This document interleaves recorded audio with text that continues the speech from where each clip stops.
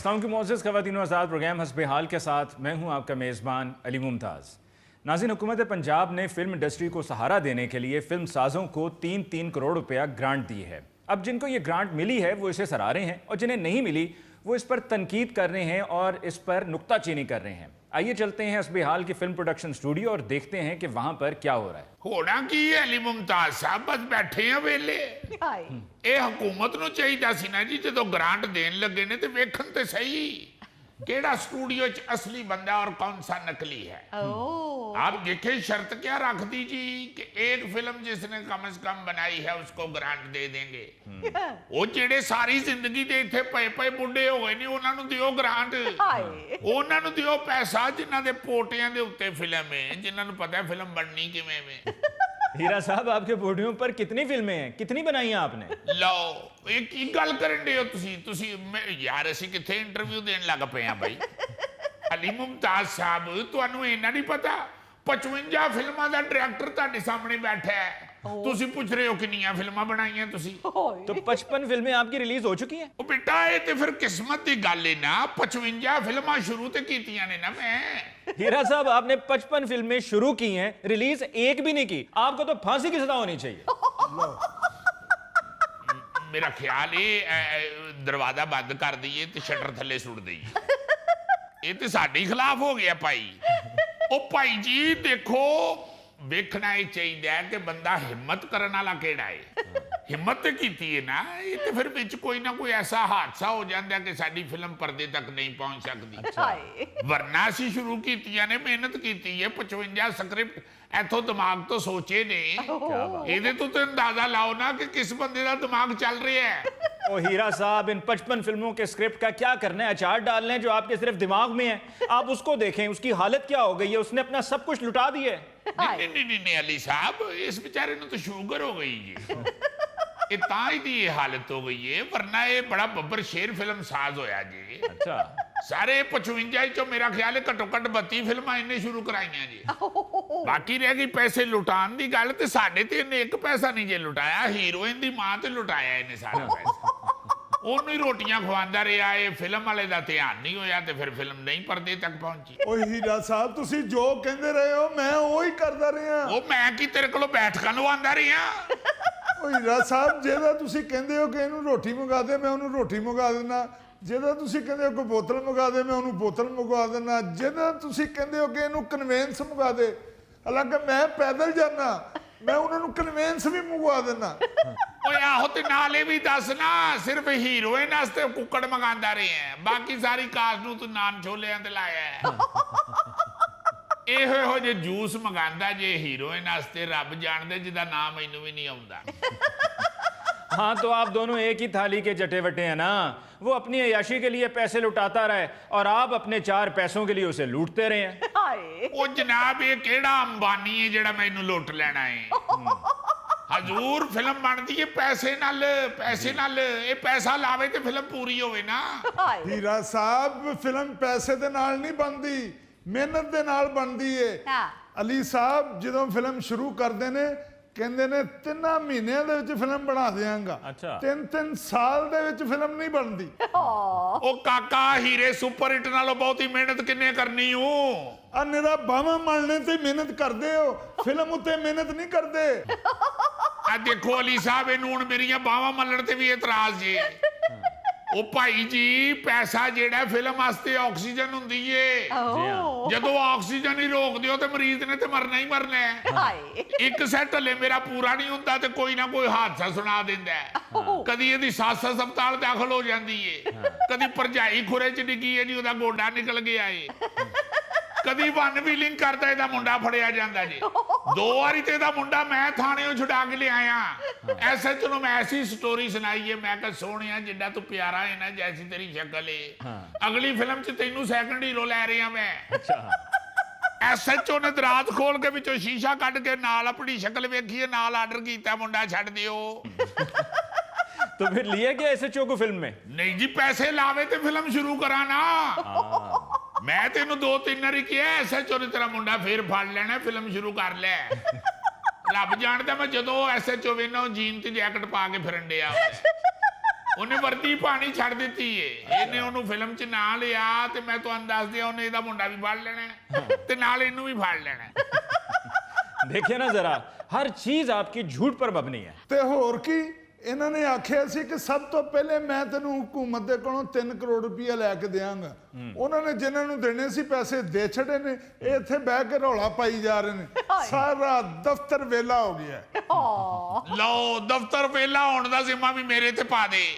ਉਹ ਭਾਈ ਇੱਥੇ ਚੜ੍ਹਦੇ ਸੂਰਜ ਨੂੰ ਸਲਾਮ ਕਰਨ ਵਾਲੇ ਲੋਕ ਨੇ, ਉਹ ਜਿਨ੍ਹਾਂ ਨੂੰ 3 ਕਰੋੜ ਰੁਪਇਆ ਅਗਲਿਆਂ ਦਿੱਤਾ, ਸਾਰੇ ਟੈਕਨੀਸ਼ੀਅਨ, ਸਾਰੇ ਕੋਰੀਓਗ੍ਰਾਫਰ, ਸਾਰੇ ਮੁੰਡੇ ਜਿਹੜੇ ਨੇ ਉਹਨਾਂ ਦੇ ਦਫ਼ਤਰਾਂ 'ਚ ਦੌੜ ਗਏ ਨੇ। वाकई दफ्तर तो आपका बिल्कुल ही खाली है। ਤੇ ਹੋਰ ਕੀ ਵਾਹ ਵਾਹ ਵਾਹ ਵਾਹ, क्या ओपनिंग हुई है अंसारी साहब। ਹਾਏ ਹਾਏ की ਹਾਏ दसीए ਤੁਹਾਨੂੰ ਓਏ ਹੋਏ। ਮਜ਼ੇ ਮਜ਼ੇ ਸਾਰੀ ਜ਼ਿੰਦਗੀ ਜਿਹੜੀਆਂ ਖਾਣਿਆਂ ਦੀਆਂ ਫੋਟੋਆਂ ਵੇਖੀਆਂ ਨੇ ਨਾ ਉਹ ਖਾਣ ਨੂੰ ਲੱਭੇ ਨੇ। मैं कह रहे हैं कि शरबत ही ऐसा सी ठंडा नहीं लगा, ਹਾਏ ਦੰਦਾਂ ਨੂੰ ਠੰਡਾ ਹੀ ਨਹੀਂ ਲੱਗਾ ਸ਼ਰਬਤ। ਉਹ ਤੁਸੀਂ ਕਲਾਕੰਦ ਖਾਂਦੀ? ਹਾਂ ਓਏ ਹੋਏ ਹੋਏ, ਪਤਾ ਨਹੀਂ ਕਿੱਥੋਂ ਲਿਆਏ ਸੀ ਕਲਾਕੰਦ ਬਈ। ਵਾਹ ਵਾਹ ਵਾਹ ਵਾਹ, ਕੀ ਓਪਨਿੰਗ ਹੋਈ। ਇਹ ਸਾਨੂੰ ਦੱਸ ਕੇ ਤੁਸੀਂ ਸਾਡੇ ਤੇ ਜ਼ਖਮ ਲਾਉਣ ਡਏ ਹੋ। किसी फिल्म की ओपनिंग से आए हैं जी? ਜੀ ਅਲੀ ਸਾਹਿਬ, ਇਹ ਨਾਲ ਦੇ ਦਫ਼ਤਰ ਵਾਲਿਆਂ ਨੂੰ 3 ਕਰੋੜ ਰੁਪਈਆ ਮਿਲਿਆ। ਐਸੀ ਓਪਨਿੰਗ ਕੀਤੀ ਉਹਨਾਂ ਨੇ, ਐਸੀ ਓਪਨਿੰਗ ਕੀਤੀ ਏ। ਓਏ ਹੋਏ ਹੋਏ, ਖਾਣੇ ਦਾ ਐਸਾ ਇਤਮਾਮ ਕੀਤਾ ਹੈ, ਮੇਰਾ ਦਿਲ ਕਰਦਾ ਸੀ ਕਿ ਫਿਲਮ ਦਾ ਨਾਂ ਹੀ ਹੋਣਾ ਚਾਹੀਦਾ ਹੈ ਬੌਂਗ ਦਾ ਲਿਸ਼ਕਾਰਾ। ਰੋਟੀ ਉਥੋਂ ਖਾ ਲਈ, ਇਹ ਤਾਂ ਸਿੱਧੇ ਘਰ ਚਲ ਜਾਣਾ ਸੀ, ਇੱਥੇ ਚਾਹ ਪੀਣ ਲਈ ਆ ਗਏ ਹੋ। ਇਹ ਦੇਖੋ ਨਾ ਜ਼ਰਾ ਅਲੀ ਮੁਮਤਾਜ਼ ਸਾਹਿਬ, ਜਿਹੜਾ ਬੰਦਾ ਚਾਹ ਦੇ ਤਾਨੇ ਦੇਣ ਡਿਆ ਉਹਨੇ ਫਿਲਮ ਕੀ ਬਣਾਣੀ ਹੈ। ਹਾਏ ਉਹ ਭਾਈ ਜੀ 12 ਸਾਲ ਹੋ ਗਏ ਨੇ ਮੈਨੂੰ ਇੱਥੇ, ਮੈਂ ਤੁਹਾਨੂੰ ਚਾਹਾਂ ਹੀ ਪਿਆ ਰਿਹਾ। ਕਿਉਂ ਐਵੇਂ ਫਜ਼ੂਲ ਗੱਲ ਕਰਨਾ ਹੈ? 3 ਬੰਦੇ ਆਣ ਨਾ ਜੀ, 3 ਬੰਦੇ ਤੇ ਇੱਕ 3 ਦੀ ਚਾਹ ਮੰਗਾਉਂਦਾ ਜੀ। ये एक दिन की चाय क्या होती है? ਇੱਕ ਚਾਹ ਤੇ 3 ਕੱਪ। वैसे हीरा साहब माफ कीजिएगा, आपकी सारी जिंदगी फिल्म इंडस्ट्री में गुजर गई है, लेकिन आपके क्रेडिट पे हिट फिल्म तो क्या, कोई फ्लॉप फिल्म भी नहीं है। कभी आपने सोचा है कि इसकी वजह क्या है? ਨਲਾਇਕੀ ਇਸ ਤੋਂ ਇਲਾਵਾ ਤਾਂ ਕੋਈ ਚੀਜ਼ ਸਮਝ ਨਹੀਂ ਆਉਂਦੀ। ਹਾਏ ਅਲੀ ਸਾਹਿਬ, ਫਿਲਮ ਫਲਾਪ ਜਾਂ ਕਾਮਯਾਬ ਤੇ ਉਦੋਂ ਹੋਏਗੀ ਜਦੋਂ ਮੁਕੰਮਲ ਹੋਏਗੀ। ਇਹਨਾਂ ਦੀ ਸਭ ਤੋਂ ਲੰਬੀ ਸ਼ੂਟਿੰਗ ਵਾਲੀ ਫਿਲਮ ਵੀ ਹਜੇ ਤੱਕ ਇੰਟਰਵਲ ਤੱਕ ਨਹੀਂ ਪਹੁੰਚੀ। ਉਹ ਮੈਂ ਕੀ ਕਰਾਂ, ਮੈਂ ਕਿੱਥੇ ਜਾਵਾਂ? ਉਹ ਮੈਂ ਥੋੜੀ ਜੀ ਸ਼ੂਟਿੰਗ ਰਹਿਣਾ ਵਾ, ਤੂੰ ਫੇਰ ਪਿੱਛੋਂ ਕਮੀਜ਼ ਫੜ ਕੇ ਖਿੱਚ ਲੈਂਦਾ। ਐਸਾ ਨਲਾਇਕ ਆਦਮੀ ਜੇ। ਮੇਰਾ ਅਲੀ ਸਾਹਿਬ ਇੱਕ ਫਿਲਮ ਦਾ ਸੀਕੁਐਂਸ ਸੀ, ਹੀਰੋ ਨੌਕਰੀ ਤੇ ਲੱਗਾ, ਉਹਨੂੰ ਪਹਿਲੀ ਤਨਖਾਹ ਮਿਲੀ ਹੈ ਤੇ ਉਹਨੇ ਨਵਾਂ ਸਾਈਕਲ ਖਰੀਦਿਆ। ਅੱਛਾ ਉਹ ਮੈਂ ਕਿਹਾ ਅਨਸਾਰੀ ਚਾਹ ਨੀਲੇ ਗੁੰਬਦ ਤੋਂ ਜਾ ਕੇ ਇੱਕ ਨਵਾਂ ਸਾਈਕਲ ਫੜ ਲਿਆ, ਮੇਰੀ ਜਾਨ ਫਿਲਮ ਦੇ ਸੀਨ 'ਚ ਚਾਹੀਦਾ ਹੈ। फिर ਅਲੀ ਸਾਹਿਬ ਆਪਣੇ ਘਰ ਗਿਆ ਤੇ ਆਪਣੇ ਵਾਲਿਦ ਸਾਹਿਬ ਮਰਹੂਮ ਦੇ ਪੁਰਾਣੇ ਸਾਈਕਲ ਨੂੰ ਸਰੋਂ ਦਾ ਤੇਲ ਮਲ ਕੇ ਲੈ ਆਇਆ। ਸੀਨ ਸ਼ੁਰੂ ਹੋਇਆ, ਹੀਰੋ ਸਾਈਕਲ ਤੇ ਬੈਠਾ, ਉਹਦੀ ਸਾਰੀ ਸਲਵਾਰ ਕਮੀਜ਼ ਤੇਲ ਨਾਲ ਲਿਬੜ ਗਈ। ਉਹਨੇ ਇਹਨੂੰ ਵੀ ਗਾਲਾਂ ਕੱਢੀਆਂ, ਨਾਲ ਮੈਨੂੰ ਵੀ ਗਾਲਾਂ ਕੱਢੀਆਂ। ਇਹਨੂੰ ਤੇ ਫਰਕ ਨਹੀਂ ਪੈਂਦਾ ਕਿਉਂਕਿ ਅੰਗਰੇਜ਼ੀ 'ਚ ਗਾਲਾਂ ਕੱਢੀਆਂ ਉਹਨੇ। ਇੱਕ ਫਿਲਮ ਵਾਸਤੇ ਮੈਂ ਕਿਹਾ ਉਹ ਵਿਲਨ ਦਾ ਇੰਟਰੋਡਕਸ਼ਨ ਕਰਾਣਾ, ਕਿਧਰੋਂ ਰੇੜਾ ਘੋੜਾ ਲੈ ਕੇ ਆ। ਚਲਾ ਗਿਆ, 1.5 ਘੰਟੇ ਬਾਅਦ ਆਇਆ ਤੇ ਖਾਲੀ ਰੇੜਾ ਆਪ ਹੀ ਰੇੜ ਕੇ ਲਿਆ ਰਿਹਾ। ਉਹ ਮੈਂ ਕਿਹਾ ਘੋੜਾ ਕਿੱਥੇ ਹੀ, ਉਹਦੇ ਮੈਟ੍ਰਿਕ ਦੇ ਪੇਪਰ ਸਨ, ਉਹ ਕਿਉਂ ਨਹੀਂ ਲੈ ਕੇ ਆਇਆ? ਕਹਿੰਦਾ ਭਾਈ ਜੀ ਤੁਸੀਂ ਵਿਲਨ ਨੂੰ ਰੇੜੇ ਤੇ ਖਿਲਾਰ ਕੇ ਵਹਾਣਾ ਸੀ ਨਾ, ਤੁਸੀਂ ਸ਼ੂਟ ਕਰ ਲਵੋ। फजूल बातें ना करें हीरा साहब, मैं आपको हर चीज प्रोवाइड करता हूँ। ਇਹ ਦੇਖੋ ਜਰਾ, ਜਦੋਂ ਫੜਿਆ ਗਿਆ ਤੇ ਉਰਦੂ ਬੋਲਣ ਲੱਗ ਪਿਆ। 36 ਵਾਰੀ ਇਹਨੂੰ ਕਿਹਾ ਦਫ਼ਤਰ 'ਚ ਉਰਦੂ ਨਾ ਬੋਲਿਆ ਕਰ। ਜਦੋਂ ਤੂੰ ਉਰਦੂ ਬੋਲਨੇ ਇੰਜ ਲੱਗਦਾ ਹੈ ਮੱਝ ਸਟਰਾ ਨਾਲ ਪਾਣੀ ਪੀ ਰਹੀ ਹੈ। ਨਹੀਂ ਬਾਦ ਆਂਦਾ, ਫਿਰ ਬੋਲਦਾ ਉਰਦੂ। ਵੈਸੇ ਹੀਰਾ ਸਾਹਿਬ, ਮਾਈ ਬਾਪ ਸਾਡੇ, ਤੁਸੀਂ 1.5 ਮਹੀਨੇ ਤੋਂ ਰੌਲਾ ਪਾਇਆ ਸੀ ਕਿ 3 ਕਰੋੜ ਸਭ ਤੋਂ ਪਹਿਲਾਂ ਮੈਨੂੰ ਮਿਲੇਗਾ, ਮੈਨੂੰ ਮਿਲੇਗਾ ਸਭ ਤੋਂ ਪਹਿਲੇ। ਉਹ ਤੁਹਾਨੂੰ ਤੇ ਟਕਾ ਨਹੀਂ ਮਿਲਿਆ, ਉਹ ਨਾਲਦਿਆਂ ਨੂੰ ਮਿਲ ਗਿਆ 3 ਕਰੋੜ। ਤੁਸੀਂ ਫੇਰ ਰੇੜੇ ਤੋਂ ਅੰਸਾਰੀ ਨਾਲ ਲੜਨ ਰਹੇ ਹੋ। ਚੀਤੇ ਬੇਟੇ, ਮੈਂ ਜਿਹੜਾ ਸਟੂਡੀਓ ਆਉਣ ਵਾਸਤੇ ਰਕਸ਼ਾ ਲਵਾਇਆ, ਉਹ ਆਮਰ ਮੁੰਡਾ ਜਿਹੜਾ ਰਕਸ਼ੇ ਵਾਲਾ ਡਰਾਈਵਰ, ਉਹਨੇ ਮੈਨੂੰ ਕਿਹਾ, ਉਹਨੇ ਕਿਹਾ ਫਿਕਰ ਨਾ ਕਰੋ ਹੀਰਾ ਸਾਹਿਬ, ਓਏ ਮੈਨੇ ਦੇ ਮੁੰਡਿਆਂ ਨੂੰ ਵੀ ਮੈਂ ਹੀ ਸਕੂਲੇ ਛੱਡ ਕੇ ਆਣਾ ਆਪਣੇ ਰਕਸ਼ੇ ਤੇ। ਸਭ ਤੋਂ ਪਹਿਲੇ ਤੁਹਾਨੂੰ ਮਿਲੇਗਾ 3 ਕਰੋੜ। तो कहाँ है वो अमर रक्षे वाला? ਉਹ ਮੈਨੂੰ ਕੀ ਪਤਾ, ਮੈਂ ਆਪ 1.5 ਮਹੀਨੇ ਤੋਂ ਪੈਦਲ ਆਂਡੇ ਆ। ओह माय गॉड, शुक्र है पैदल आने जाने से तो जान छूटी। गाड़ी ले ली आपने? अरे नहीं अंसारी साहब, साथ वाले ऑफिस वालों की फिल्म मिल गई है मुझे। ਉਹ ਮੈਨੂੰ ਕੀ ਦੱਸਣ ਡਈ ਹੈ? ਮੈਂ ਤੇਰੀ ਅੰਮੀ ਆ। देखो ना जरा अली साहब, इमेच्योर बच्चे इन्नी समझ नहीं हैगी कि फिल्म साइन किवें करनी है। हाय। वो पहले ये ते पता करो स्टोरी की ये स्क्रिप्ट जानदार है कि नहीं। बिल्कुल। भाई डायरेक्टर देखो हीरे सुपर हिटर का तजर्बाकार है कि नहीं। तजर्बाकार साहब, आपके पास कौन सी जानदार स्टोरी है जी? ਲਓ ਇਸੇ ਸਵਾਲ ਦੀ ਵਜ੍ਹਾ ਤੋਂ 3 ਕਰੋੜ ਫੰਡ ਨਹੀਂ ਮਿਲਿਆ। ਉਹਨਾਂ ਨੇ ਪੁੱਛਿਆ ਤੁਹਾਡਾ ਸਕ੍ਰਿਪਟ ਕਿੱਥੇ ਵੇ? ਕਹਿੰਦੇ ਦਿਮਾਗ ਦੇ ਵਿੱਚ। असल च गल ये अंसारी, मैं फस उस बंदे कोल गया जेड़ा सिर्फ मेदे तो सोचता है। दिमाग अपना ओदे कोल नहीं ते किसी दे दिमाग नू की पढ़ना है उन्हें। अली मुमताज साहब जी। हर तख्लीककार जो है उसके दिमाग में उसकी बेपनाह तख्लीकात होती हैं और फिर वो बर मौका उसे बाहर निकालता है। लो। भाई दिमाग में तख्लीकात हैं तो उन्हें कागज पर भी तो उतारो ना। ये इधर उधर की बातें करके किसी प्रोड्यूसर को तो फंसा सकते हो, हुकूमत को नहीं। अगर उनसे कुछ लेना है तो उन्हें कुछ करके दिखाओगे तो वो कुछ देंगे ना। अली साहब तुसी ते पढ़े लिखे आदमी हो, तुसी भी इस नलायक वाली गल्लां करन डे। हाय। ओ भाई, ना तुम्हारे पास कोई पेपर वर्क है, ना तुम्हारे रिकॉर्ड पर कोई अच्छी फिल्म है। ये तो बताओ कि तुम्हारे पास है क्या? क्या? आमर रक्षी वाले दी सिफारिश। ये तो हुण अंसारी दी बदकिस्मती है, आमर रक्षी वाला गवाच गया है। वरना फंड मिल जाना सी। ਹੀਰਾ ਜੀ ਤੁਹਾਡੀ ਮਿਹਰਬਾਨੀ, ਕੋਈ ਹੋਰ ਕੁਝ ਸੋਚੋ ਹੁਣ। ਉਹ ਅਮਰ ਰਕਸ਼ੇ ਵਾਲੇ ਦੇ ਤੇ 32 ਚਲਾਨ ਨਿਕਲ ਆਏ ਨੇ, ਉਹਦਾ ਰਕਸ਼ਾ ਹੀ ਫੜਿਆ ਗਿਆ। ओ भाई, चाय पानी के चक्कर में इधर बैठे क्यों अपना वक्त जाया कर रहे हो? किसी ऐसे प्रोडक्शन हाउस में जाओ जहां पर काम भी हो रहा हो, सिर्फ बातें ना हो रही हो। ਉਹ ਬਾਊ ਜੀ ਕਿਹੜਾ ਚਾਹ ਪਾਣੀ? ਇਸ ਦਫ਼ਤਰ 'ਚ ਅਸੀਂ ਚਾਹ ਅੱਗੋਂ ਦੀ ਲੰਘਦੀ ਵੇਖੀ ਏ, ਕਦੀ ਪੀਤੀ ਨਹੀਂ। ਉਹ ਅਲੀ ਮੁਮਤਾਜ਼ ਸਾਹਿਬ ਕਿਉਂ ਐਵੇਂ ਬੱਚਿਆਂ ਦਾ ਦਿਲ ਖੱਟਾ ਕਰਨ ਦੇ ਹੋ? ਇਹ ਤੁਸੀਂ ਦੇਖੋ ਤੇ ਸਹੀ, ਇਹ ਮੀਡੀਆ ਤੇ ਇੰਜ ਖਬਰ ਫੈਲਣੀ ਹੈ ਇੰਜ। ਉਹ ਜੇ 3 ਕਰੋੜ ਰੁਪਈਆ ਹੀਰੇ ਸੁਪਰ ਹਿੱਟ ਨੂੰ ਨਹੀਂ ਮਿਲਿਆ ਤੇ ਫਿਰ ਮਿਲਿਆ ਕਿਹਨੂੰ ਹੈ? ਇੱਕ ਵਾਰੀ ਪ੍ਰੈਸ ਤੱਕ ਇਹ ਖਬਰ ਤੇ ਪਹੁੰਚਣ ਦਿਓ। ਉਹ ਖਬਰ ਹੀ ਤੇ ਲੈਣ ਆਏ ਆ ਹੀਰਾ ਸਾਹਿਬ। ਉਹ ਬਿਸਮਿल्ला ਨੂਰ ਸੁਲਤਾਨ ਸਾਹਿਬ ਖਰੀਏ ਤੇ ਜਨਾਬ ਬੈਠੋ, ਕੀ ਆਜੋ ਹਾਲ ਹੈ ਆਜੋ। ਜਨਾਬ? ਠੀਕ ਠਾਕ ਸਦਕੇ ਹੋ? ਜਾਵਾਂ। ਲਓ ਆ ਗਏ ਜੀ, ਆ ਗਏ ਜੀ, ਲਾੜੇ ਆ ਗਏ ਜੀ, ਲਾੜੇ ਆ ਗਏ ਜੀ ਸ਼ੋਬਿਜ਼ ਦੇ। ये कौन साहब है जी? अली साहब मैं साफी हूँ, बड़ा सीनियर जनाब, नूर सुल्तान मेरा नाम है, रोजनामा दाएं बाएं से मुंसलिक हूँ मैं। अच्छा। हाँ जी हाँ जी, बड़े मंजे आदमी जे, शोबिज नू बड़ी अच्छी तरह जानते जे। जी जी, अपना चैनल भी जे इन्हां दा। अच्छा, कौन सा चैनल जी इनका? नहर किनारे जी, यूट्यूब चैनल अपना। बड़ा मशहूर यूट्यूब चैनल जे इन्हां दा, नहर किनारे। अच्छा। पहले नहर दे किनारे ते ही ट्यूबां किराए ते देंदे सन। ਉਹ ਫਿਰ ਜਦੋਂ ਇਹਨਾਂ ਦਾ ਚੈਨਲ ਮੋਨੋਟਾਈਜ਼ ਹੋ ਗਿਆ ਤੇ ਫਿਰ ਇਹਨਾਂ ਨੇ ਉਹ ਬਿਜ਼ਨਸ ਛੱਡਤਾ ਜੀ। हीरा साहब छड़िया नहीं, हुण छोटा भरा उत्थे बहिंदा जे। ਲੋ ਦੇਖੋ डबल ਕੰਮ ਕਰ ਰਹੇ ਨੇ। अच्छा अच्छा, इसीलिए आपने अपने चैनल का नाम नहर किनारे रखा हुआ है। असल च नहर नाल ना जी साडा बड़ा पुराना तल्लक है। अच्छा। ਸਾਡੇ ਦਾਦਾ ਜੀ ਨਹਿਰ ਦੇ ਕਿਨਾਰੇ ਦੇ ਉੱਤੇ ਦੁਆਨੇ ਲਾਉਂਦੇ ਸਨ। ਇੱਕ ਦਿਨ ਇੱਕ ਦੁਆਨਾ ਨਹਿਰ ਦੇ ਵਿੱਚ ਡਿੱਗ ਪਿਆ। ਦਾਦਾ ਜੀ ਨੇ ਛਾਲ ਮਾਰੀ ਹੈ ਦੁਆਨਾ ਫੜਨ ਵਾਸਤੇ। ਅੱਜ ਤੱਕ ਨਾ ਦੁਆਨਾ ਵਾਪਸ ਆਇਆ ਤੇ ਨਾ ਦਾਦਾ ਜੀ ਆਏ। ਇਸ ਵਾਸਤੇ ਸਾਡੇ ਖਾਨਦਾਨ ਦਾ ਨਹਿਰ ਨਾਲ ਬੜਾ ਗਹਿਰਾ ਤल्लक है। चलें जी, नूर साहब मुबारक हो आपको कि आपका चैनल नहर किनारे मोनेटाइज हो गया है। ਬੜੀ ਮਿਹਰਬਾਨੀ ਜੀ ਤੁਹਾਡੇ ਅੱਗੇ ਵੀ ਗੁਜ਼ਾਰਿਸ਼ ਹੈ, ਨਹਿਰ ਕਿਨਾਰੇ ਨੂੰ ਲਾਈਕ ਕਰੋ, ਸਬਸਕ੍ਰਾਈਬ ਕਰੋ, ਬੈਲ ਆਈਕਨ ਨੂੰ ਜ਼ਰੂਰ ਦਬਾਓ। बर वक्त ਤੁਹਾਨੂੰ ਹਰ ਖਬਰ ਮਿਲੇਗੀ। ਨਾਲੇ ਅਲੀ ਸਾਹਿਬ ਆਪਣੇ ਦੋਸਤਾਂ ਨੂੰ ਵੀ ਕਹੋ ਨਹਿਰ ਕਿਨਾਰੇ ਨੂੰ ਜ਼ਿਆਦਾ ਤੋਂ ਜ਼ਿਆਦਾ ਸਬਸਕ੍ਰਾਈਬ ਕਰਨ। ਅਸਲ 'ਚ ਨਾ ਮੈਂ ਨਹਿਰ ਕਿਨਾਰੇ ਦੇ ਉੱਤੇ ਨਾ ਆਪਣਾ ਘਰ ਬਣਾਉਣਾ ਚਾਹੁੰਦਾ।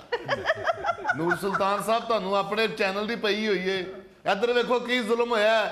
ਐਡਾ ਵੱਡਾ ਡਾਇਰੈਕਟਰ, ਐਡਾ ਨਾਮਵਰ ਡਾਇਰੈਕਟਰ, ਹੀਰਾ ਸੁਪਰ ਹਿੱਟ, 3 ਕਰੋੜ ਨਹੀਂ ਮਿਲਿਆ ਗਵਰਨਮੈਂਟ ਵੱਲੋਂ ਇਹਨਾਂ ਨੂੰ। ਹਾਏ। ਓਏ ਆਹੋ ਜੀ, ਇਹੋ ਹੀ ਤੇ ਮੈਂ ਪੁੱਛਣ ਆਇਆ ਵਾਂ ਕਿ ਕੀ ਹੋ ਗਿਆ, ਕਿਉਂ ਨਹੀਂ ਮਿਲੇ?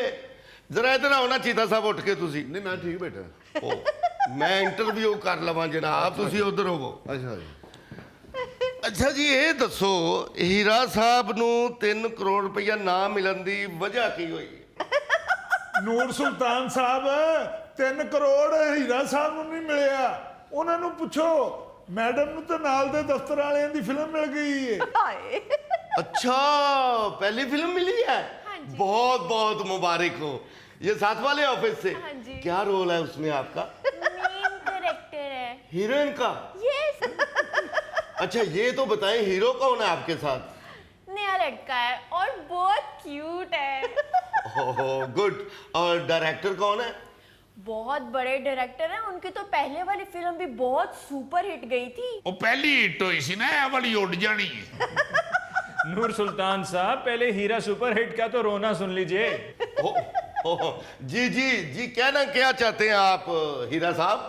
अंकल साथ वाले दफ्तर वालों ने नया लड़का हीरो रख लिया है, कब बनेगी मेरे वाली फिल्म? हाय। ਉਹ ਇਹਨਾਂ ਨੇ ਕਿੱਥੋਂ ਬਣਾਣੀ ਫਿਲਮ? ਚੰਗਾ ਭਲਾ ਤੈਨੂੰ ਮੱਛਰ ਮਾਰ ਦਵਾਈ ਵਾਲੇ ਕਮਰਸ਼ੀਅਲ 'ਚ ਹੀਰੋ ਲੈ ਰਹੇ ਸੀ ਉਹ। वो हीरो का रोल कब था? तो उसमें मच्छर हीरो ही था। ਐਸ ਦੇਖ ਰਹੇ ਹੋ ਅਲੀ ਸਾਹਿਬ, ਦੇਖ ਰਹੇ ਹੋ? हाँ जी। ਹਰ ਬੰਦਾ ਦਫ਼ਤਰ ਦਾ ਪਰੇਸ਼ਾਨ ਹੋ ਰਿਹਾ ਹੈ। ਇਹ ਜਿਹੜਾ ਗਵਰਨਮੈਂਟ ਨੇ ਜ਼ੁਲਮ ਕੀਤਾ ਹੈ, ਮੇਰੇ ਦਫ਼ਤਰ ਨੂੰ 3 ਕਰੋੜ ਰੁਪਈਆ ਨਹੀਂ ਦਿੱਤਾ। ਇਹ ਦੇਖੋ ਕਿਤਨੀ ਟੈਨਸ਼ਨ फैल गई है दफ्तर में। ओ भाई, यही तो बात है, जिसको फंड मिला है वो हुकूमत के गुनगार है और जिसे नहीं मिला वो हुकूमत को कोस रहा है। हाँ। वैसे तो सच पूछें, हुकूमत के इस इकदाम के मैं सख्त खिलाफ हूँ। इस तरह पैसे बांटने से माँ सिवाय सरकारी पैसों के ज़िया के और कुछ भी नहीं। भाई अगर फिल्म इंडस्ट्री को सहारा देना चाहते हैं तो इन्हें यहाँ कोई जदीद लैब बना दें। ये लोग पोस्ट प्रोडक्शन के लिए दूसरे मुल्कों का रुख करते हैं और वहां पर इस पोस्ट प्रोडक्शन पर करोड़ों रुपया खर्च हो जाता है। जी। हुकूमत को चाहिए एक सिनेमा हाउसेस की तादाद में इजाफा करें। यही तो असल मसला है कि सिनेमा हाउसेस की तादाद कम है, वहां पे फिल्म लग भी जाए तो पैसे लगाए हुए वापस नहीं आते। अगर इस तरह से रकम तकसीम करेंगे तो उस तरह तो पैसों का ज़िया होगा। बिल्कुल। ਉਹ ਮਿੱਠੂ ਇਹ ਸਾਰੀ ਤਕਰੀਰ ਸਾਡੇ ਖਿਲਾਫ ਹੀ। ਚਲ ਆ ਉਸ ਦਫ਼ਤਰ ਚੱਲੀਏ ਜਿੱਥੋਂ ਸਾਨੂੰ ਫਿਲਮ ਮਿਲੀ ਏ। ਐਵੇਂ ਖਾਮ ਖਾ ਸਾਨੂੰ ਸੁਣਾਣ ਦੇ ਨੇ ਗੱਲਾਂ। आप मुझे नहर किनारे के लिए टाइम देंगी? क्या? अब मेरे चैनल का नाम है। नाज़रीन, इसके साथ ही हम लेते हैं एक ब्रेक, मिलते हैं ब्रेक के बाद। तेरे तरले में पानिया बेवफाई रोग बुरा। कैसा मैंने आ पूरा किया है। अगर मैं जोर ना लगाता तो आ भी चाहिए रह गया सी।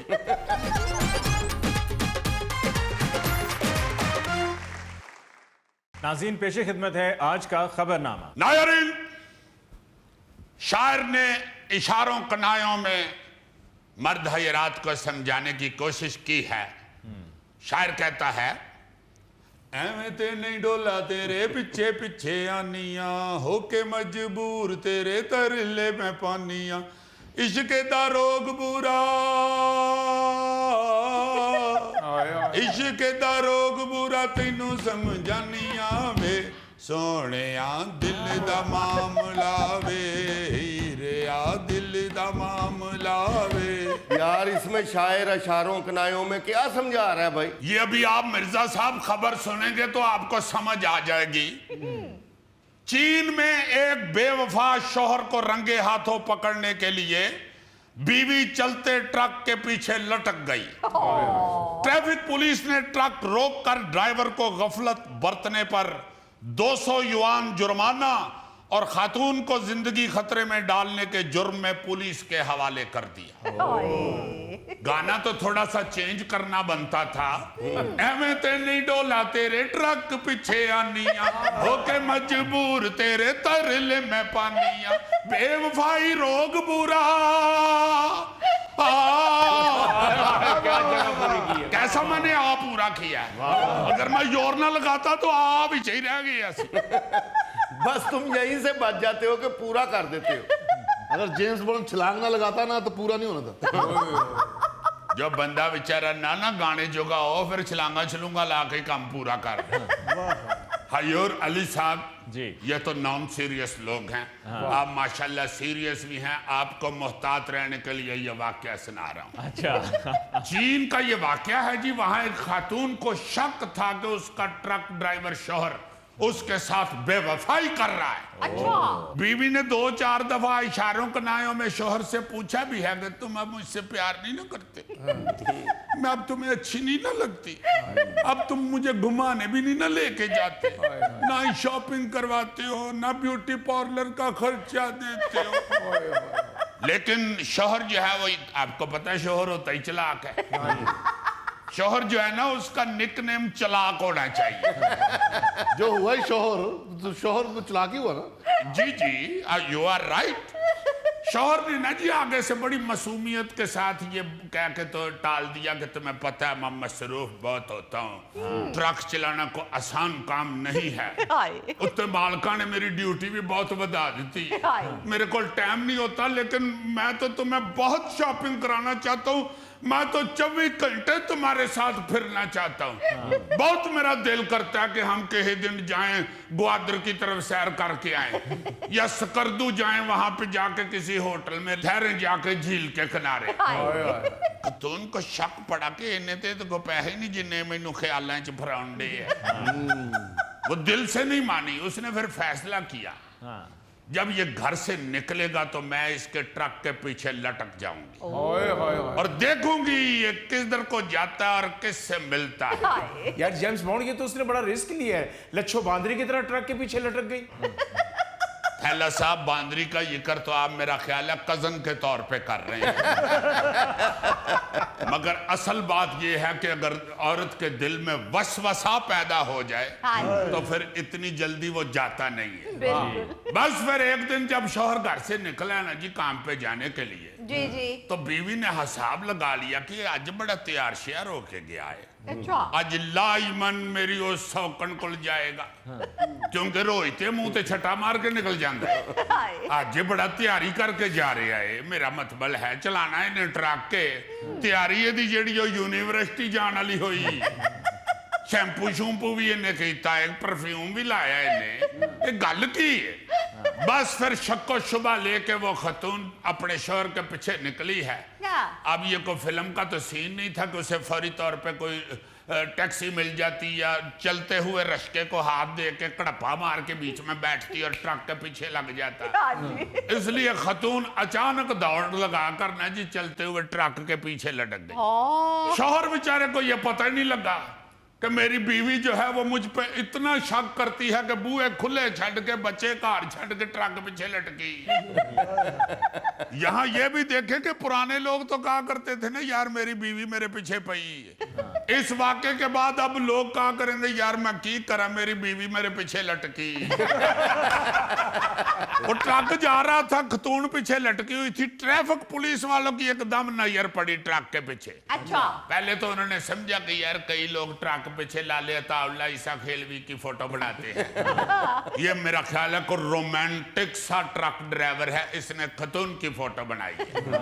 मगर जो फोटो दे वाल उड़े ने ना, तो फिर एक पुलिस वाले ने नाल वाले पुलिस वाले को कहा ओए 3D फोटो बनाई इसू।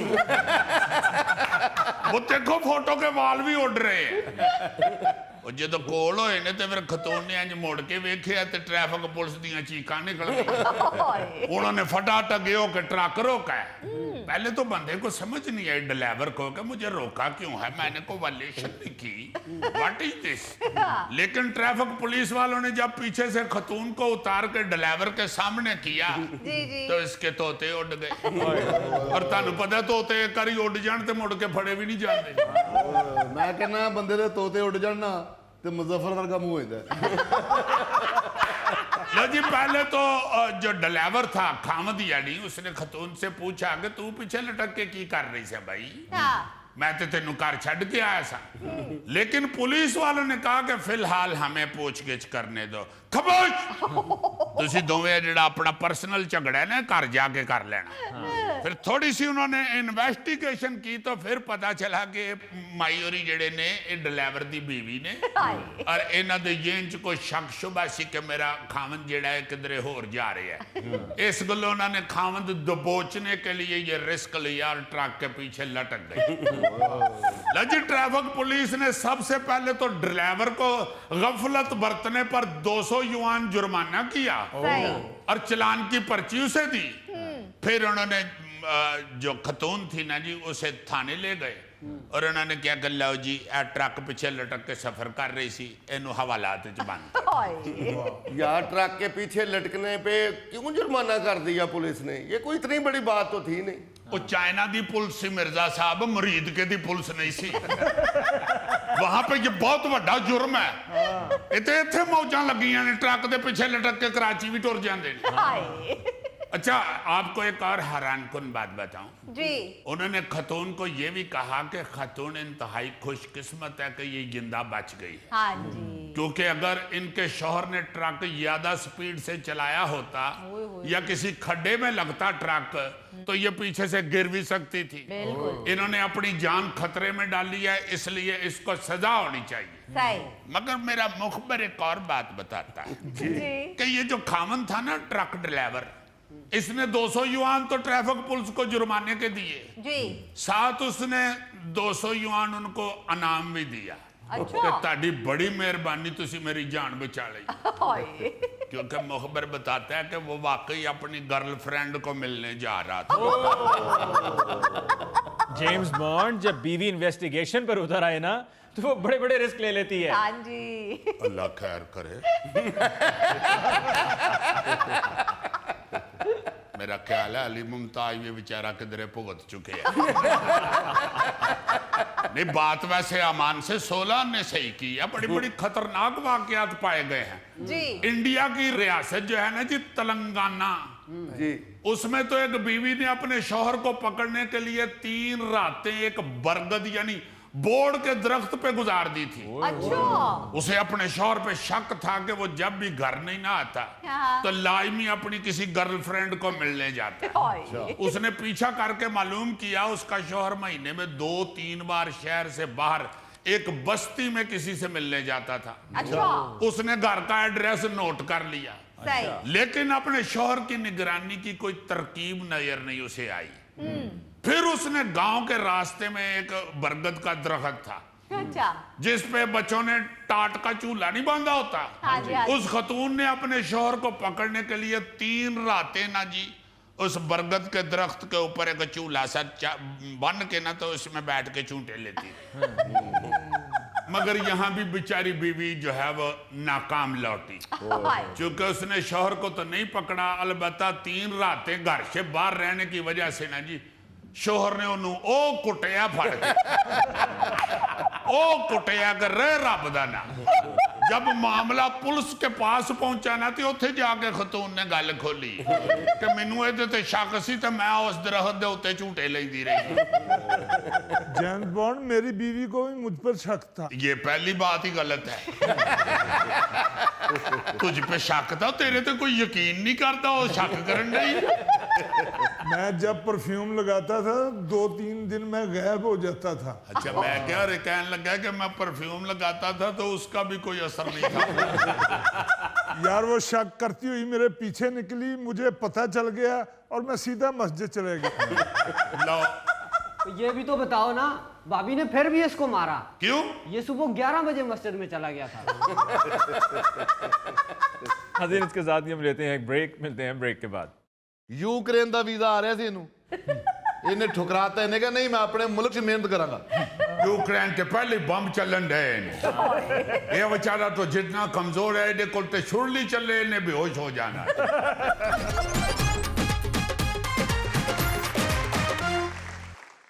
नाज़रीन हमारे साथ मौजूद हैं ओवरसीज पाकिस्तानी जिमी और उनके कज़न आइए उनसे बात करते हैं क्या हालात हैं जिमी अल्लाह ना फजल है जी बड़ी मेहरबानी तुहाडी इस वक्त तो सिर्फ मैं तुहाडे नाल ही नहीं इस वक्त तो पाकिस्तानी जो है ना जी जितने भी ओवरसीज वो पूरी दुनिया के साथ है बल्ले बल्ले वही पाई आ उठे जी हाँ उठे तो हूं जेड़ा बंदा वेना ना पाकिस्तानी है जी तो वो खड़े होकर सलाम करता है अच्छा हाँ जो गोरियां हैं वो हमारे साथ सेल्फियां बनवा रही हैं ओ ग्रेट कंट्री पाकिस्तान बहुत इज्जत बना हुआ है अल्लाह का शुक्र है बहुत ढेर से मैं उधर हूँ अपना अली मुमताज साहब आपको पता है सारी जिंदगी बाहर गुजर गई है जी हाँ मगर जिस तरह की इज्जत इस वक्त पाकिस्तानियों की बाहर बनी हुई है और पाकिस्तान की बनी हुई है जी, जी। पहले मैंने नहीं कभी देखा बिल्कुल पहले तो मुझे समझ नहीं आ रहा था कि ये क्या हो रहा है मैं तो समझता था शायद मैं को ख्वाब देख रहा हूँ मैं फिर कई बारी अपने हाथे डंडी भी वड्डी है वो तो जब दर्द के साथ मेरी चीख निकला तो फिर मुझे पता चला कि नहीं ये तो सचमुच सारा हो रहा है ਜਿੰਮੀ ਵੈਸੇ ਦੰਦ ਤੇਰੇ ਅਸਲੀ ਹੁੰਦੇ ਨਾ ਤੇ ਫਿਰ ਦਰਦ ਹੋਣੀ ਸੀ ऐसा जरा हाथ उड़े काट तो संग चेक करावा कि असली न के नकली दे बहुत ज्यादा इज्जत कर रहे हैं इस वक्त सारे पाकिस्तान के। देखे पूरी दुनिया के अंदर ना जी इस वक्त शोर पड़ा हुआ है कि पाकिस्तान एक ग्रेट कंट्री है।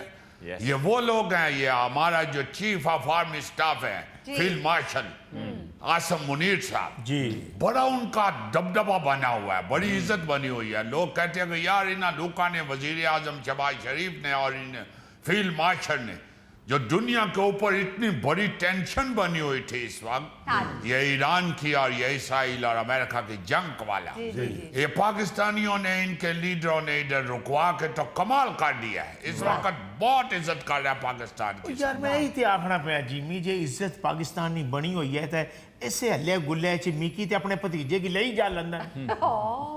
हुन सुनाओ इस तरह ने भी तो विच ही फिर रहे ने ना। आप देखो ना बेर खरीदन वास्ते रेडी ते खलोवो ते विच काने बेर भी तो होंदे ही ने। यानी इस वक्त भी इसको ये पड़ा हुआ है कि मैं किसी तरीके से बाहर चला जावा, भाਵੇਂ डंकी लुआ दे मारी। यानी जो इज्जत बनी हुई है उसको इस तरह के लोग खराब करना चाहते हैं। बिल्कुल भाई आपको इस वक्त तो और ज्यादा मोहतात हो जाना चाहिए। अल्लाह अल्लाह करके जे दुनिया वाले तुसा की टकने ने पर तुसा की इज्जत करने ने तो खुदा ना वास्ते इज्जत को संभालो, उस इज्जत को फिर दोबारा दागदार ना होने दो। जी हाँ। मगर उन्होंने अपनी पई है कि मिकी बाल ले जा, मैं मारे भतीजे नहीं बाल ले जा। चल मिकी ना लेके जा अपने भतीजे की ते ले जाना। ओ या भतीजे ने को साइंस को तजर्बा किया है जेड़ा बाल ले जाओ जाके दसा जी है वो बंदा जिन्हें मच्छर दियां लट्टां गिन लिया। इधर पाकिस्तान की जैसे इज्जत बनी हुई है, आप तो तुम्हें ये चाहिए कि इधर का मेहनत शुरू करो। अल्लाह करे पाकिस्तान की जो इज्जत बनी है इसकी वजह से इधर हालात भी मजीद अच्छे हो जाए, इधर बिजनेस वगैरह भी ठीक हो जाए, इधर की इकॉनमी अच्छी हो जाए। इस तरह का सोच होनी चाहिए। तेनों फिर वही पे है कि मारे को बाहर ले जा बस। नहीं, वाकई इज्जत बनाता तो अल्लाह ताला है, उसके बाद इंसान का काम है कि उसे संभाल के रखे। और क्या, मैं तो आपके प्रोग्राम में हुकूमत से ये अपील भी करूंगा कि खुदा का वास्ता है, अल्लाह ताला ने आप लोगों को इज्जत दे दी है, इस तरह ने लोगों के उत्ते पाबंदी लाओ। ये जो डंकियां शंकियां लगाते फिरते ना बंदे समझ करने सारे फड़ के अंदर टुनो। ओ यार मिकी ले जा अपने भतीजे की ले जा, फिर भावें पाबंदियां लवाई छोड़। ओ भाई ना तू पढ़िया ना तेरा मुंडा पढ़िया, उत्थे जाके किथे बोरियां चुकते फिरोगे। ਇੱਥੇ ਸੋਹਣੇ ਤਰੀਕੇ ਦੇ ਨਾਲ ਸੀਜ਼ਨ ਸ਼ੁਰੂ ਹੋ ਗਿਆ, ਬਰਫ਼ ਵਾਲੇ ਗੋਲੇ ਬਣਾ ਕੇ ਵਿੱਚੋਂ ਉੱਤੇ ਸੋਹਣੀਆਂ ਰੇੜੀ ਦੇ ਉੱਤੇ ਰੰਗ ਬਰੰਗੀਆਂ ਮਿੱਠੀਆਂ ਬੋਤਲਾਂ ਰੱਖੋ। गोगा जी तुसा की गल्लां आनियां ने, गंवार लोग हो तुसा। इत्थे नहीं माहौल कुछ और है, उत्थे अंग्रेज़ां च जिंदगी गुजारना, हर पासे लोग अंग्रेजी बोलने ने, उसका मजा ही कुछ और है। ABC ਤੈਨੂੰ ਆਉਂਦੀ ਨਹੀਂ, ਤੈਨੂੰ ਅੰਗਰੇਜ਼ੀ ਮਾਹੌਲ ਦੀ ਪਈ। इधर ही अंग्रेजी माहौल बना लिया, बर्फ वाली गोले वाली रेड़ी ला, ओदा ना रख ले father and son ice ball. ਯਾਰ ਐਵੇਂ ਤੁਹਾਨੂੰ ਬਾਹਰ ਜਾਣ ਦੀ ਪਈ ਹੋਈ ਏ। ਇਹ ਮੁਜ਼ੱਫਰ ਅਲ ਵੇਖ, ਯੂਕਰੇਨ ਦਾ ਵੀਜ਼ਾ ਆ ਰਿਹਾ ਸੀ ਇਹਨੂੰ, ਇਹਨੇ ਠੁਕਰਾਤਾ। ਇਹਨੇ ਕਿਹਾ ਨਹੀਂ मैं अपने मुल्क 'ਚ ਮਿਹਨਤ ਕਰਾਂਗਾ। उठे ना जाइयो है तुसे कि गलत पट्टियां पढ़ाना है। यूक्रेन के पहले बम चलन रहे हैं।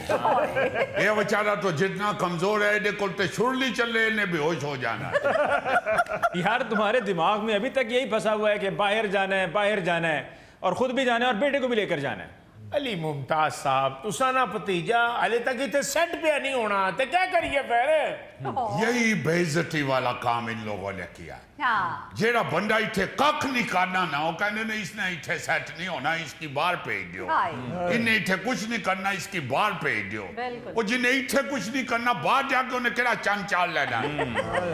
अली साहब इतना खतरनाक सोच होता है कई लोगों का। हाँ जी। किसी का बच्चा इधर अगर लड़ाई झगड़े में कहीं पकड़ा जाए, पुलिस ले जाए, जेल हो जाए, कहीं को फायरिंग कर दे, को डकैती चोरी कर दे, सारे कहना शुरू हो जाते हैं इसने बाहर काट दियो, इथे खतरना है, बाहर काट दियो इसकी। यार इस तरह के अगर बच्चों को बाहर भेजोगे, उधर जाके भी वो इतना कुट खाना काट देने, बेइज्जती सारे पाकिस्तान नहीं होनी। जो उधर पढ़े लिखे लोग गए हुए हैं, मेहनती ईमानदार लोग गए हुए हैं, साथ ऐसे बंदे उनकी भी रेपुटेशन खराब करते। बिल्कुल ठीक कह रहे हो तुम। सुआ ठीक कह रहे जी। ए भी इतने वेला सी ते बाहर गया सी ना, बाहर जाके फिर इस मेहनत की है, उत्थे सेट होया, फिर इतने कोठियां बनाइया, प्लाजे बनाए ने, अपने सारे खानदान के लागे। मेरे वारी मौत पै गई है, अपने भतीजे वारी मौत पै गई है इसकी।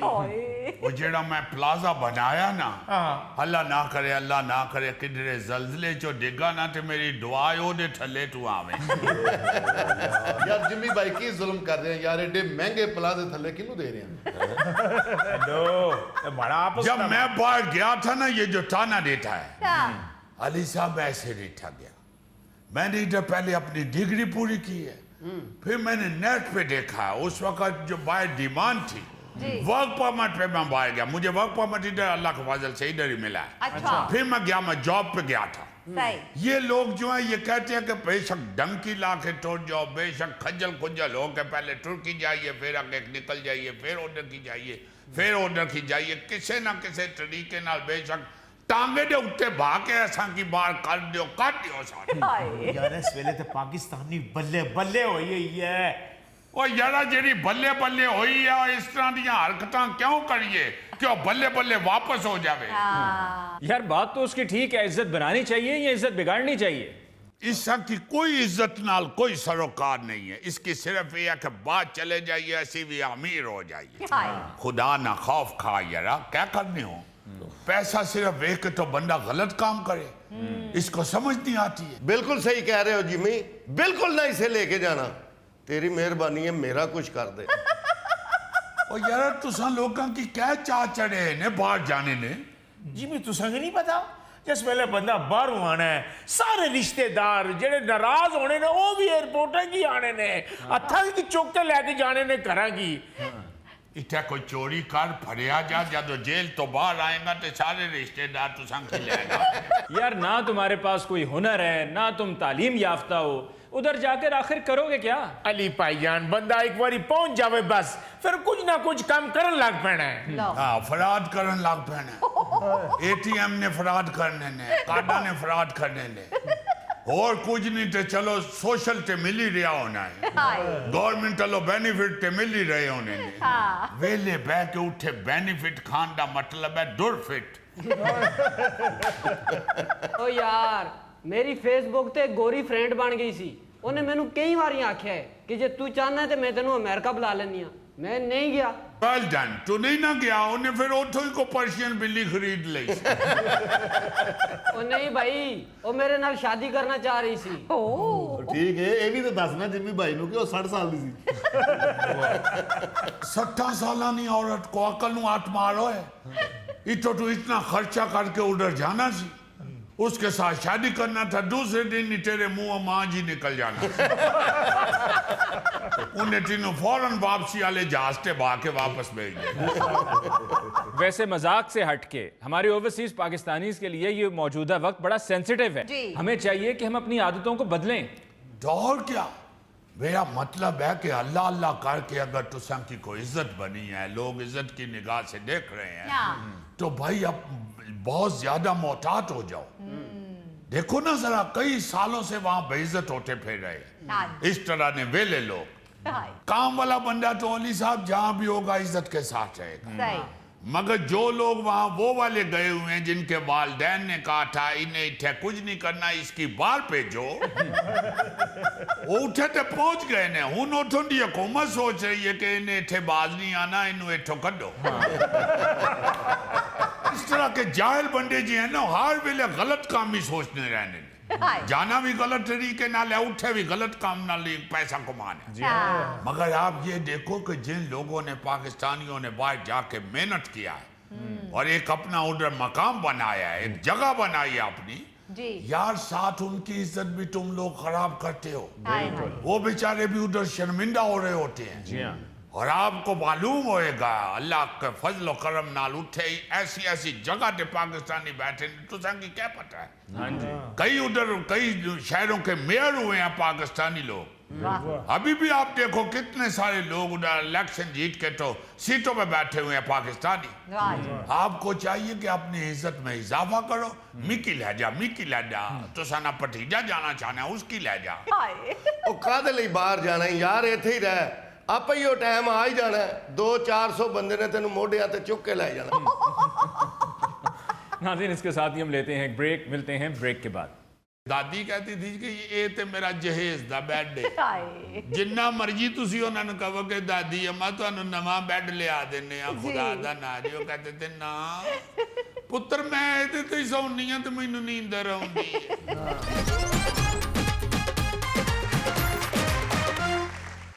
अपना अली मुमताज साहब जी एंड खवातीन व हजरात, प्यारे दोस्तों, भाइयों, अपना दानिश्वर आर्टिस्टों, मैं आज एक ऐसी चीज डिस्कस करने लगा हूं जो नजर नहीं आती। अच्छा ਅੱਛਾ ये जो चीज नजर ही नहीं आ रही उसको क्यों डिस्कस करना है?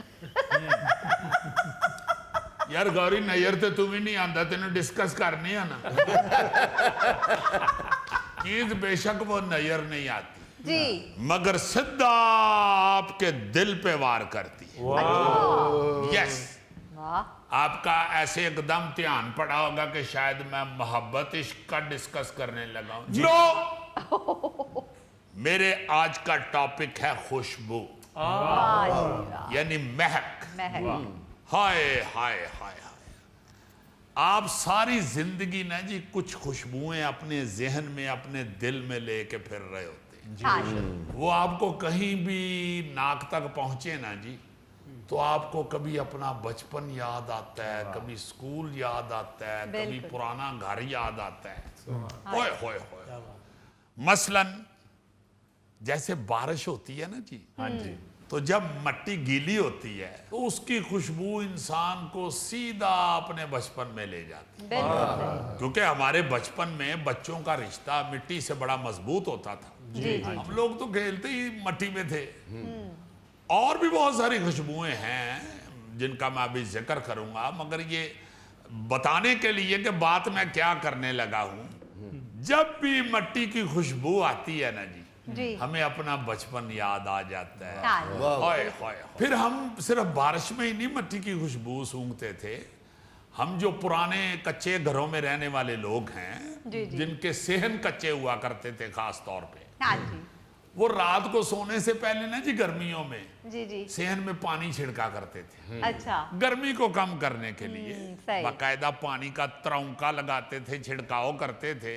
जी जी फिर सेहन में चारपाइयां बिछती थीं और पंखा लगता था और हम सोते थे। हाँ जी और वहां पे लेटे हुए जो मट्टी की खुशबू आती थी वो आज तक हमारे जहन में है। वाह वाह बहरहाल और भी बहुत सारी खुशबुएं हैं जो गुमशुदा हो चुकी हुई हैं, जी मैं आपके नाक तक पहुंचाने की कोशिश करूंगा। जी जिस तरह दादा दादी या नाना नानी के कमरे की खुशबू होती थी, हाय हाय हाय ओए होए होए, जहाँ प्यार ही प्यार होता था, मोहब्बत ही मोहब्बत होती थी, बिल्कुल सर वो एक अजीब किस्म की खुशबू होती थी। सही बात है पहले जब वो सेहतमंद और तंदुरुस्त हुआ करते थे तो वहां से अतर की खुशबू आनी, हाँ। जिसे इतर भी कहते हैं, जी जी जी पुरानी लकड़ी की या उनके वो खाने पीने की चीजों की खुशबू आनी। हाँ जी और वो वाली खाने पीने की चीजें वो जो आप बच्चों के लिए उन्होंने छुपा के रखी होती थी, हाँ जी बच्चों को खुशबू आ जाती थी, लब लब बिल्कुल सही। हाँ वो ढूंढ लेते थे। फिर आहिस्ता आहिस्ता बुजुर्ग बीमार हो जाते थे, ज़ईफ हो जाते थे, फिर उनके कमरे में ना जी हल्की हल्की दुआओं की महक भी आनी शुरू हो हाँ जाती जी। है। और उनके कमरे में दाखिल होते थे ना जी, तो ऐसे लगता था कि जैसे किसी म्यूजियम में आ गए हैं, जहां हर चीज अपने साथ एक कहानी लेके बैठी। बैठी हुई है वो बिल्कुल पुरानी चीजें वो संभाल के अपने कमरे में बैठे होते थे। सही बात क्या प्यारी खुशबू होती थी उनके कमरे की। वाह अच्छा, ये जो मैं पुरानी चीजें कह रहा हूं, ये नहीं था होता कि उनको इग्नोर किया गया है और उनको पुरानी चीजें दे दी गई हैं इस्तेमाल के लिए, या उनके कमरे में म्यूजियम वाला फर्नीचर रखा हुआ है कि उनकी परवाह नहीं की जा रही, बिल्कुल सही। नहीं। वो जो बुजुर्ग होते थे ना जी, वो खुद अपनी पुरानी चीजों को हिलाने भी नहीं थे देते। हाँ जी तो कहते थे खबरदार ये इधर पड़ी रहेंगी। पड़ी जैसे दादी कहती थी कि ये ते मेरा जहेज दा बेड है, हाय जिन्ना मर्जी तुसी उन्हां नूं कहो कि दादी अम्मा तुहानूं नवां बेड लिया दिंने आ खुदा दा नां जी, ਉਹ कहते थे ना पुत्र मैं ਇਹਦੇ ਤੇ ਹੀ ਸੌਂਦੀ ਆ ਤੇ ਮੈਨੂੰ नींदर आउंदी है। दादाजी के पास एक अगर कुर्सी होती थी पुरानी हाँ जी तो वो नहीं थे वो छोड़ते, सही बात है वो कहते थे कि यार मैनू इस कुर्सी ते बैठ के जेड़ा अखबार पढ़न दा मजा आंदा है ना, हाय। होए होए होए होए। हालांकि जर्नलिज्म तो नहीं किया होता था ना कुर्सी ने, हाय मगर वो उस कुर्सी पे बैठने के आदी होते हाँ थे। जी इसलिए पुराना फर्नीचर उनके कमरे में नजर आता। पड़ा रहता है। आजकल भी कमरों से खुशबू आती है, मगर उसमें वो तजुर्बा नहीं होता। ज्यादा से ज्यादा आप देखें ना कि एयर फ्रेशनर की खुशबू अब कमरों से हाँ आती है, या परफ्यूम की परफ्यूम खुशबू की, हाँ आती जी। है।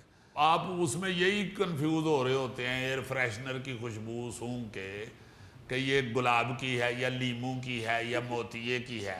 हाय भाई इतनी कोई टेंशन होती है, और वो वाले मजे नहीं है। जी अच्छा, ये जो मट्टी की खुशबू है ना जी, ये तो एक कौमी खजाना समझता हूँ मैं। हाय हाय जैसे ही बारिश शुरू होती थी ना जी, हाँ जी तो उस वक्त भी मट्टी से ऐसी खुशबू उठती थी कि दिल करता था कि बाहर जाके सांसें लें, वाह वाह लंबी लंबी सांसें लें। ऐसी प्यारी वो खुशबू होती हाँ है। जी शहरों में तो अब बहुत कम होती है ना जी, हाँ जी इसलिए वो खुशबू सूंघे सालों गुजर जाते हैं। हाय फिर एक कमरा होता था स्टोर टाइप, जी जी जी जहाँ पे कनक वाला पड़ोला पड़ा होता था। अच्छा पुराने दौर में तो खवातीन कनक खरीदती थी, गंदम खरीदती थी, आटा नहीं थी खरीदती। हर घर में गंदम आती थी, फिर उसको धोया जाता था, साफ किया जाता था, फिर पिसवाया जाता था अच्छा। चक्की से, फिर रोटियां बनती थी। सही उस पड़ोले वाले कमरे की भी एक अलहदा खुशबू थी। अच्छा। वाह वाह वाह वाह वाह, वो भी आज तक मेरे जहन में है कि वो गंदम वाला जो स्टोर होता था, जी जी वहां की क्या खुशबू होती थी। वाह जी वाह और अक्सर पड़ोले मिट्टी के बने हुए होते थे। हाँ जी शाहजब साहब, हमें मालूम है आप बहुत पुराने इंसान हैं। पड़ोले मट्टी के भी मैंने देखे हुए हैं, फिर आहिस्ता आहिस्ता ये चादर के, स्टील की चादर के बनने शुरू हो गए। जी जी जी उसकी एक बड़ी प्यारी खुशबू होती थी। अच्छा, फिर एक और खुशबू आपको बताता हूँ। जी सर जब इम्तिहानों के बाद नई क्लास आने वाली होती थी तो वालिदैन किताबें कायदे खरीद के देते थे। हाँ जी उन नई किताबों और कापियों की भी अलहदा खुशबू खुशबू होती है। होती है, बिल्कुल सर वो तो ऐसे लगता था कि जैसे हमें को बहुत बड़ा खजाना मिले। हाय हाय हाय बिल्कुल इतना खुश होते थे वो नए बस्ते को देखकर, नई चीजों Books को को देखकर, देख के, नए हाँ जी। पेन पेंसिलों को देखकर, बिल्कुल सर और नए कायदों को, कापियों को देखकर, नोटबुक को। हाय हाय क्या मजेदार वो, मैं कहता हूँ, वक्त होता था बच्चे क्या के बात। लिए, और उसकी खुशबू भी कमाल होती थी। वाह वाह अब तो बच्चों के बैग में से सिर्फ ब्रांड की खुशबू आती है। हाय अजीजी, जो हम तख्ती लिखा करते थे, जो गाची से जब उसको पोंछा करते थे, तो गाचनी की भी एक अलग खुशबू थी। मैं कहता हूँ जी, क्या बात है, वो तख्ती के ऊपर गाची का पोछा लगा के जब उसको सुखाया करते थे, वाह वाह वाह वाह, वाकई गाची की भी बड़ी प्यारी खुशबू होती है। हाय अजीजी, शाम के टाइम जब गांव में रोटियां लगाने के लिए तंदूर जलाया जाता था, ओए होए होए, क्या खुशबू होती थी। हाँ जी हाँ, वो लकड़ियों के चूल्हे जलाने की, तंदूर जलाने की भी एक खुशबू होती थी, आग की, उस आग की एक खुशबू होती थी। अच्छा बिल्कुल अजीजी, हम तो पढ़े लिखे लोग हैं ना, ये गोगे के बचपन से ही जेन में सिर्फ खानों की खुशबू है। पूछ लें इससे, तंदूर में जलती हुई लकड़ियों की इसके जेन में खुशबू नहीं है, सिर्फ रोटी की खुशबू है। गौरी साहब, उससे अच्छी खुशबू कौन सी है, बताएं जरा। नाज़रीन, इसके साथ ही आज के प्रोग्राम हस्बे हाल का वक्त खत्म हुआ। चाहते अपने मेज़बान अली मुमताज़ को दीजिए इजाज़त। अल्लाह ने के बाद।